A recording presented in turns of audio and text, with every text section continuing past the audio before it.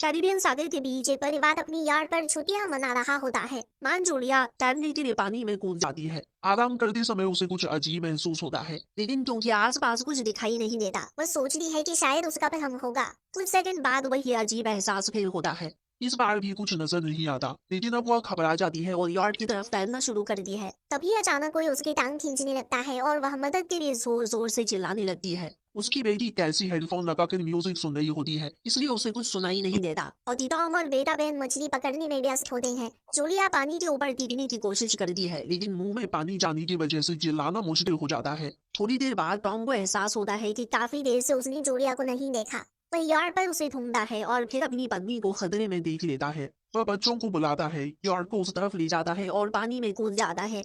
जल्दी से जूलिया तक पहुंचकर उसे संभालता है और यार्ड की ओर तैरता है। बच्चे दोनों को ऊपर खींच लेते हैं। परिवार जूलिया को संभालता है, लेकिन जूलिया खुद को समझाती है कि शायद लहरों की वजह से ऐसा हुआ होगा। रात को सब मिलकर बेन का जन्मदिन मनाती है। कैसी को उसके बॉयफ्रेंड का कॉल आता है, तो वह लैपटॉप लेकर बाहर चली जाती है। वीडियो कॉल में उसका बॉयफ्रेंड दिखाता है कि शहर के ऊपर बड़ी बड़ी काली बादल छा गई है। कॉल ग्लिच होकर फ्रीज हो जाती है। कैसी यह बात परिवार को बतानी आती है, लेकिन टॉम कहता है कि शायद जमीन से दूर होने की वजह से सिग्नल कमजोर है। तभी सबको एक आवाज सुनाई देती है। वे सब बाहर जाती हैं और देखती है कि फिर मछलियों का एक समूह गुजर रहा है। टॉम समझाता है कि भेड़ मछलियां हमेशा पृथ्वी के मैग्नेटिक फील्ड को फॉलो करती है, लेकिन जब तूफान आता है तो वे कंफ्यूज हो जाती है। अचानक यार्ड जोर से हिली और बेन गिर जाता है। टॉम को चिंता होती है कि कहीं यार्ड को नुकसान तो नहीं पहुंचा, इसलिए वह डाइव करके नीचे चेक करने चला जाता है। कुछ देर बाद वह सतह पर वापस आता है, लेकिन उसके कंधे पर एक बड़ा घाव होता है। जूलिया तुरंत उसका जख्म सीधी है। टॉम बताता है कि पानी के अंदर उसे ऐसा लगा जैसे उसके पीछे कोई बहुत बड़ा जीव था। लेकिन जब उसने मुड़कर देखा तो वह पेड़ से डर गया।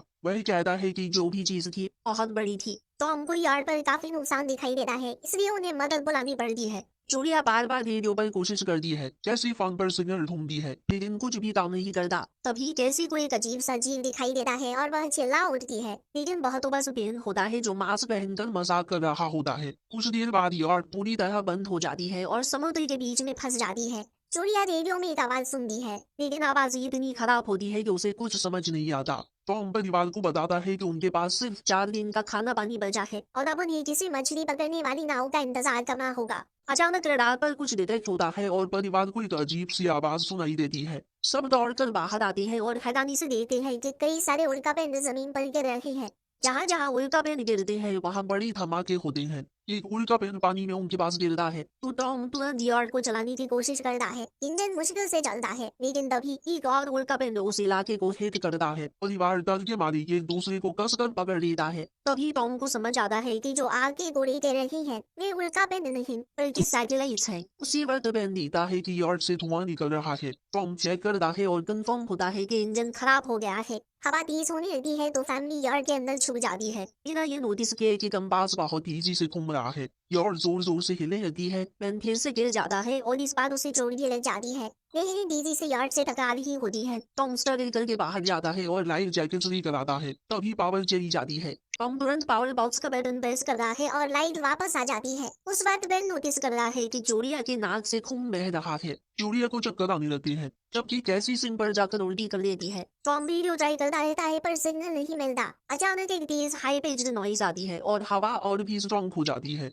जूलिया दरवाजे बंद करने की कोशिश करती है, पर एक हैच खुल जाता है और हवा खिड़कियां तोड़ने लगती है। टॉम एक फेयर जलाता है और थोड़ी देर बाद अंधेरा छा जाता है। अगली सुबह फैमिली शॉक में उठती है कि वो स्टॉर्म से बच गई है, लेकिन यार्ड आधी तबाह हो गई होती है। जब वो बाहर आते हैं तो देखते हैं कि समंदर का पानी गायब हो गया है और यार्ड अब जमीन पर की है। सब ये देखकर शॉक में आ जाते हैं। कैसी सिग्नल चेक कर दी है पर नेटवर्क बिल्कुल डाउन होता है। बेन दो मरी हुई टिकटों से खेलने लगता है। टॉम कंपास चेक करता है और देखता है कि वो उल्टा हो गया है। यह आखिरी बार 7 लाख साल पहले हुआ था। कैसी को लगता है कि उसका बॉयफ्रेंड मर गया होगा और वो टूट जाती है। जब जूलिया उसे समझाने आती है तो कैसी उसे तोड़ कर देती है और छुपने चली जाती है। जूलिया और टॉम बची हुई सरप्राइज देते हैं। बेन अपनी बर्थडे बलून से पत्थर से बांध देता है ताकि शायद कोई बचा हुआ सर्वाइवर देख ले। टॉम फिर रेडियो ट्राई करता है और इस बार एक आदमी से कनेक्शन हो जाता है। उसका नाम नाव होता है और वो एक सबमरीन का कैप्टन होता है। उसकी सबमरीन भी लैंड पर अटक गई है। वो कंफर्म करता है कि मैग्नेटिक पोल्स रिवर्स हो गई हैं, इसलिए ओशन पीछे हट गया है और जमीन डूब गई है। वो कहता है कि उसने अभी तक और सर्वाइवर्स नहीं देखे और कम्युनिकेशन सिस्टम्स बिल्कुल डाउन हो गई है।